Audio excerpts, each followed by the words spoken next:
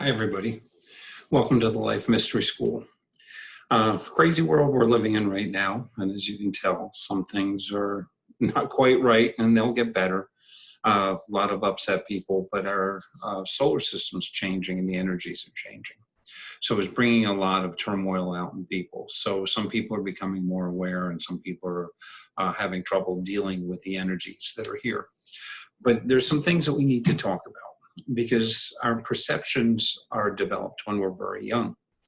And some of them we bring from our past traumas and some we carry into this life. Others we develop as we grow as children. These become our operating systems in life. Sometimes I call them blueprints, which I picked up from Tony Robbins. And according to Dr. Joe Dispenza, over 50% of our childhood memories are made to fit our story, which means that these memories aren't real. They're how we perceive things to fit what we believe already in our minds. So we'll discuss that. We will discuss the limits that we put on ourselves and on other people. We'll discuss the needs of people. This is going to be a couple of different videos where we go into this.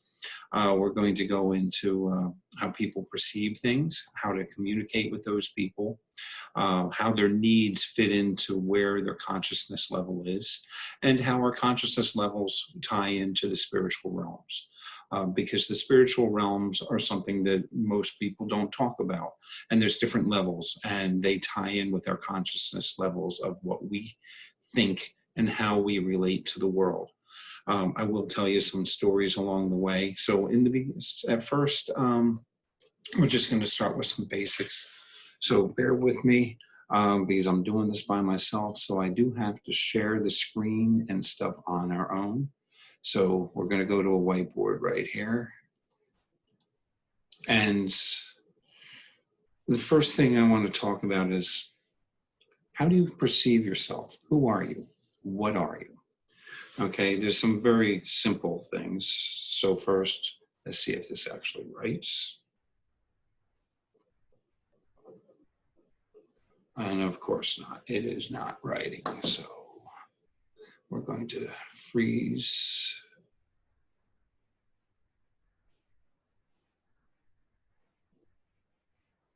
I guess we'll have to cut this out.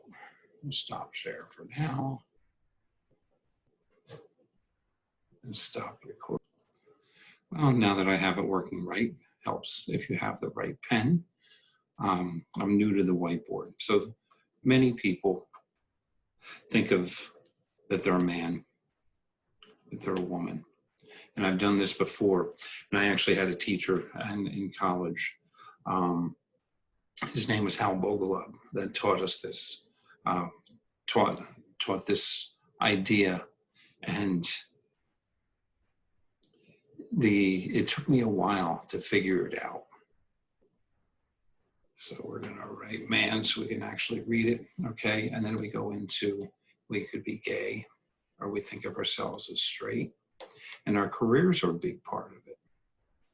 Oh, we're still on that, so let's go back to draw. So we do man again. We're gay. Some people say that they're straight. There's many others. And then our careers, okay? So you could be a salesman. Okay, you could be a teacher. You could be a lawyer. Many other things, okay? So basically we're going to put your occupation, okay? Is this the main part of your life?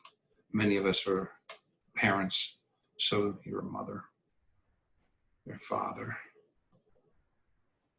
grandmother or grandfather, okay, we'll leave it blank. Your son, your daughter. You could be a caregiver. Okay, and then you can get into the races. You can get anywhere. But the fact is that we don't look at ourselves at any given time as all this. We forget that we're all this. So when you become a mother, say, now you're a mother all the time. You forget that you are a lover, that you're a spouse, that you can still be a daughter. and all these other things. And when we start putting ourselves in a box, this is what happens, is when we do these things, we put ourselves in a box. And when we put ourselves in a box, it's very hard for other people to relate to us. Because when other people can relate to us, that's how we get along. And when you look in today's society, there are many people who are in a box and do not know how to relate to the person in another box. We forgot the poor lawyer here. Well, they swim with the sharks anyway, right? So if you are looking at yourself and saying, well, I am this, well, how do you relate to somebody who says, I am that? When we look at ourselves as a whole, then there's a major change in our perception. So instead of looking at someone as just one, a perfect example, let's take a cashier in a store, okay? You're angry because you had to wait in line or anything, and you take it out on the cashier. Well, that's somebody's son or daughter. It could be somebody's parent. They are so much more than just the cashier. But at that moment, when you're taking your anger out on them, you are putting them in a box that this is all they are. This is somebody that you're going to take your frustration out on because you're forgetting that they are the same as you, just a different path. And this causes major problems in our society. And so when we do this, how do we relate? You know, you have the book, Men Are From Mars and Women Are From Venus, okay? All right? But how do you relate between these things other than how you look at yourself? Now, let's back up a little bit when we talk about this. I don't need to share the screen anymore. We'll get into some other things. So some of you have been in the military and you'll understand this. In order for a soldier to survive, he has to think of certain ways about people. So when you think of people in certain ways, it makes it easier to defend yourself. So basically, if you go back to World War II, you were a Yank, okay? You're a Brit, you're a Kraut, you're a Jap, okay? So this way, if you needed to kill somebody while defending yourself, you didn't think that, you know, that this person is a father, a son, there's somebody's spouse. You don't think about all those things because you put them in this little box. And when you put them in the box, it's easier to take aggression out on them. And our society is designed that way. Yes, it's on purpose. And it's to divide people, okay? We need to be united. And in order to be united, we have to change the way we think about ourselves and the way we think about other people. So when you look at what's done in the military, you desensitize the soldier so it's easier for them to kill because they need to survive and to get the goal. So we as a society have been desensitized and have dehumanized people. When you look at all the different racial terms, and there's been racial terms for centuries, okay? When the Irish came here, when the Italians came here, when everybody came here, there was some sort of term that they used with them, and then they got put into a box and they were dehumanized because they weren't the same. So it doesn't matter. It's done all the time. And until we start thinking of everybody, of how they are and who they are and what they are, we're not going to change. And we do this with ourselves. So we get back into here. So the bottom line is, what am I? Yeah, when we look at what are we? You know, some of you will say your career, you're a man, you're a woman, and this has been done. I've done this. I had one person say they were small. And yeah, when you look at the world, we are pretty small. But then also one person can do an awful lot because we're also pretty powerful. Okay. If you're from another country, then you would put in another country from here. But we're all Americans. Okay. Most of these videos are going to be played in the US. So I'm an American. We all have something in common if we focus that we are Americans. We may not agree on certain ways to get to the destination, but there are many things that we all can agree on as Americans. Okay, protecting our country, taking care of our air, taking care of our water, protecting our children. We may not agree on how to protect our children, but if you look at the main focus that we will protect our children, it makes a big difference in how we perceive each other and how we communicate with each other. If you put somebody in that political box that either you're on the left or the right, the other person is the enemy and they're desensitized. What's happened is the people in the middle that have a lot of cross ideals have been eliminated because you're either way left or you're way right.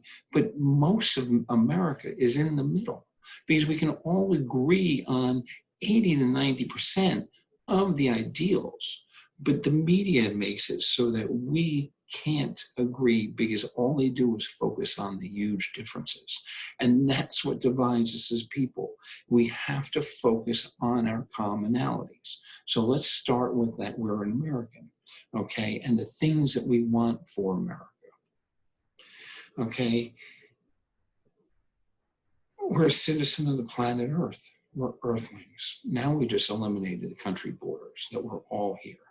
So everybody wants to have certain things. They want security. They want clean water.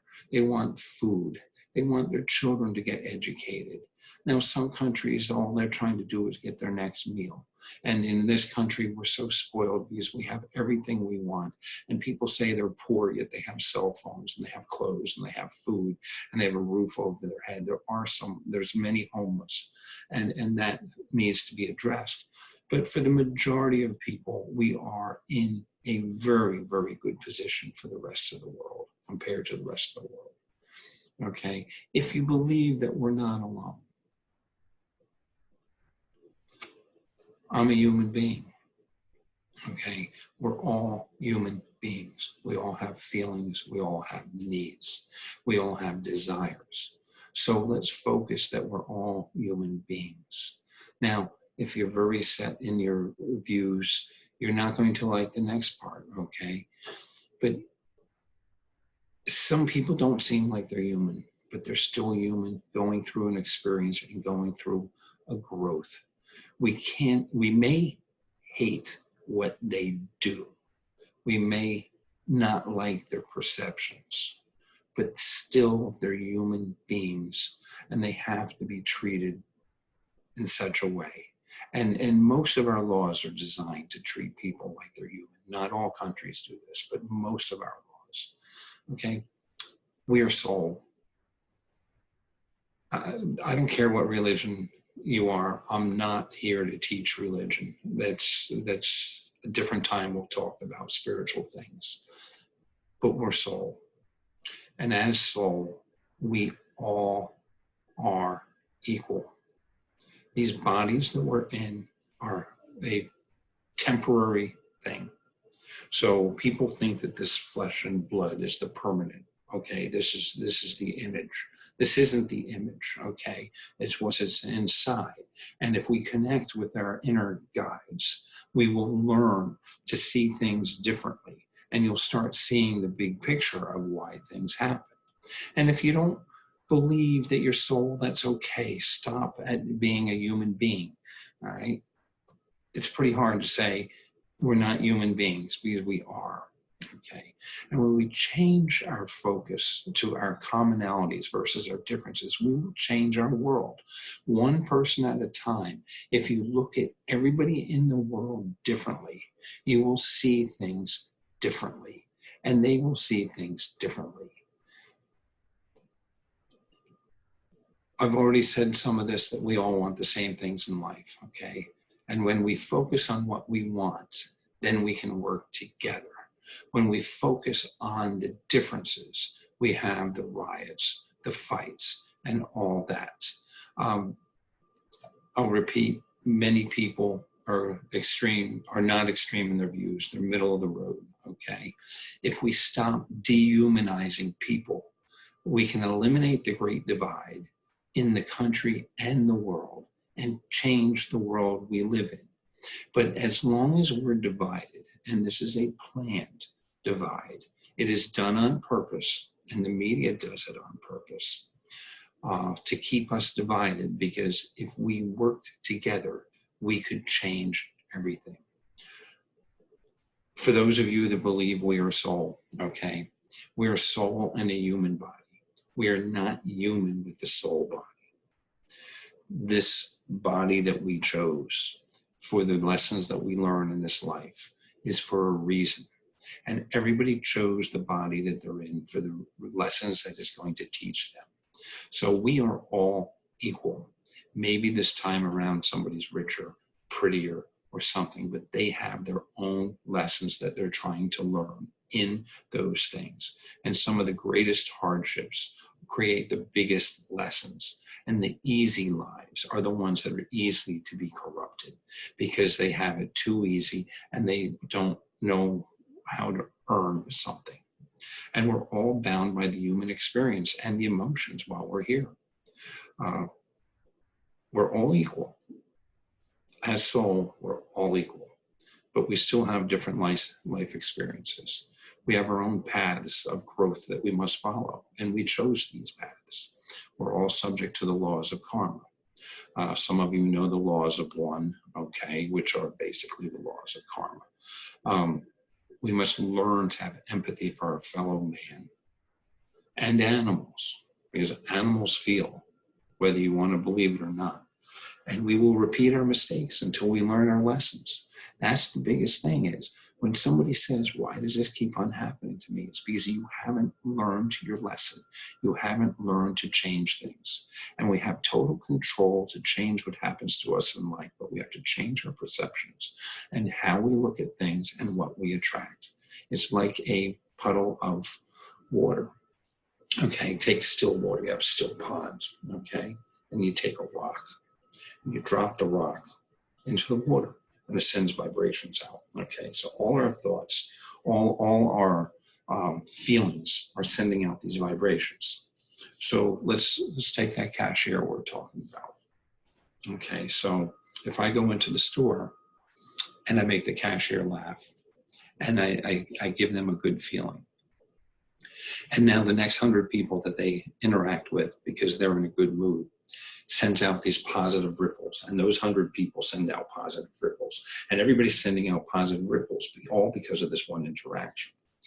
Not only does that bring me good karma, I mean, it's not just karma from the cashier, it's karma from all that rippling going on. Now let's say I was mean, miserable, because there's many miserable people in their lives, and they're stuck in here. And that's why they're miserable, is because they're so stuck in their heads and they're not following their inner guides and their intuition. So now that rock that hit the puddle and sent out all those ripples is negative. And that person was angry and upset and took it out on the next 100 people that came to them. And now those people are upset and angry about their experience. And then they went and sent those negative vibes going through the world. Think of the difference in the world if you're sending out positive vibes, and everybody you come into contact with is sending out positive vibes. And it's giving love, okay? There's many forms of love. And one way to giving love is just a smile, to be kind, to be pleasant, to have empathy for somebody. So if I give love, and everybody else gives love, it just totally changes the whole situation. Now, if you're giving negativity, that totally changes the situation also. So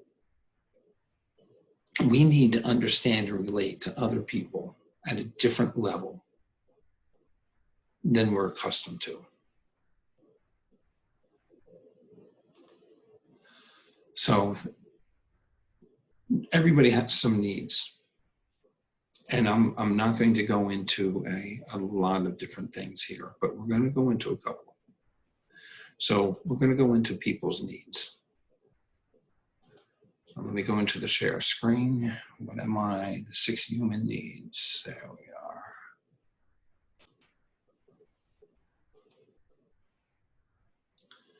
Let's do our slideshow. Start from the beginning.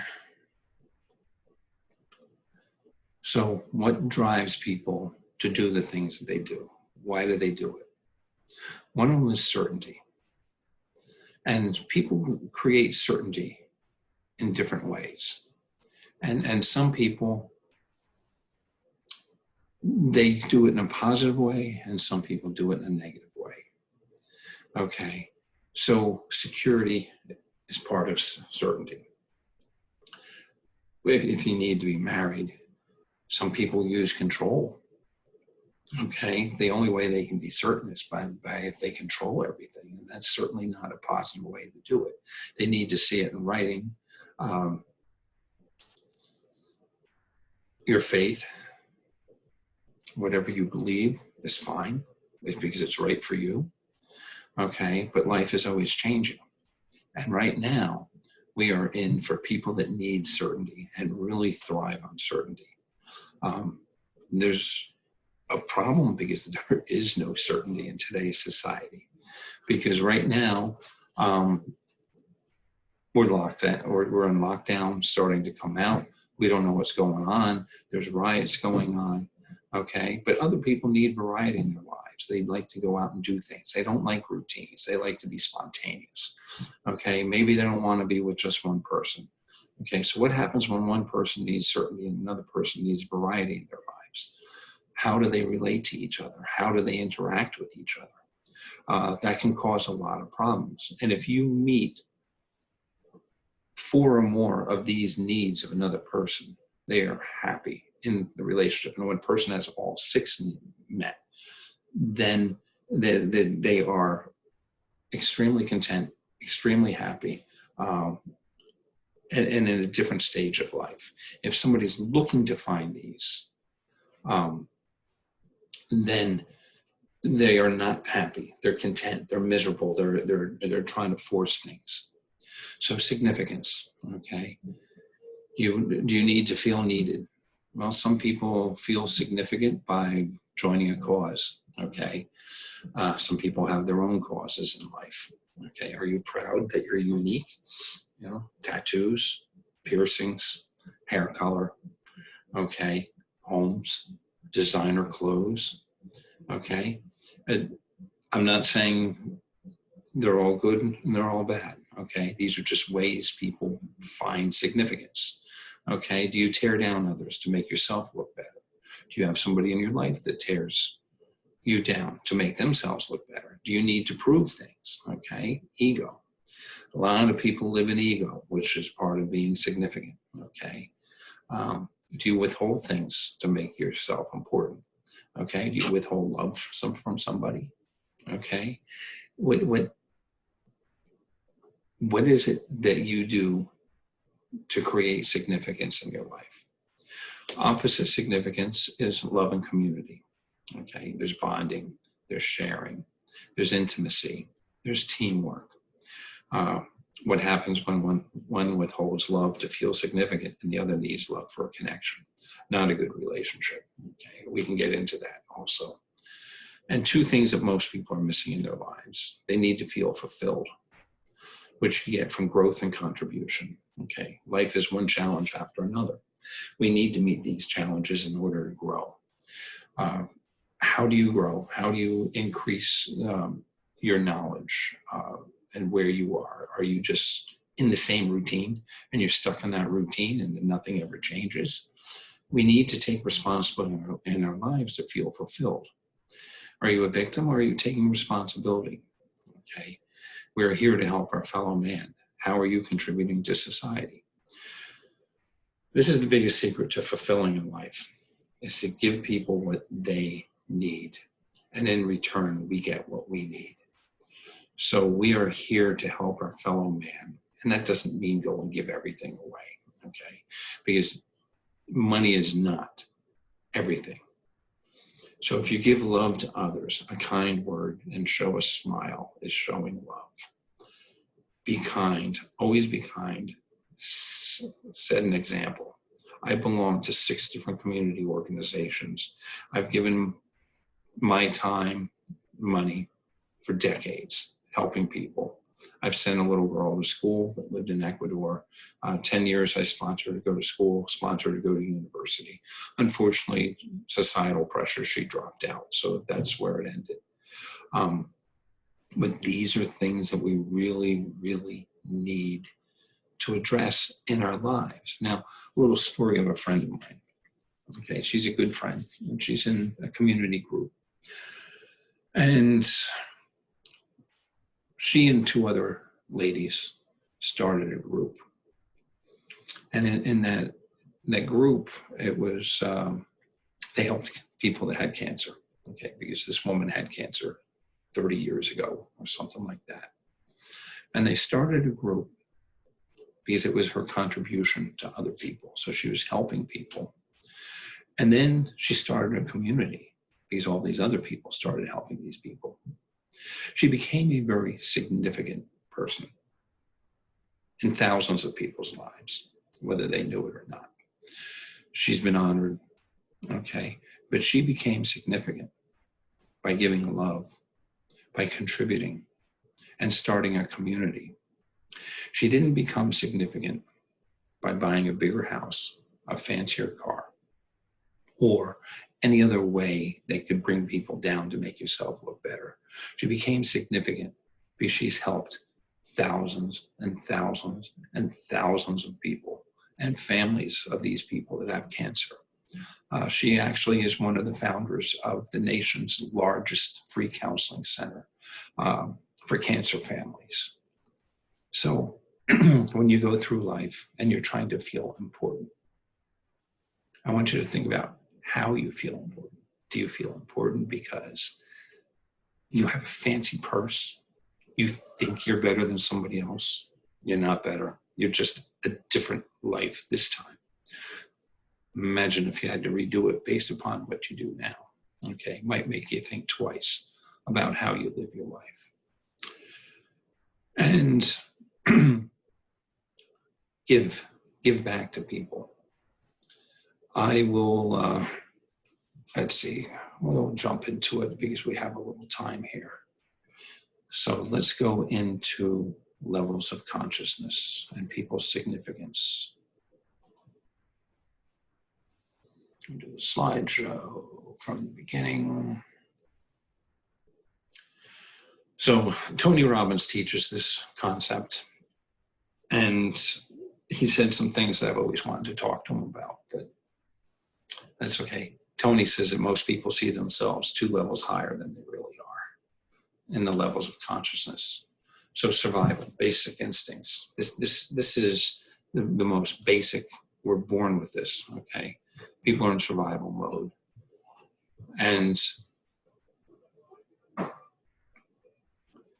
when they're...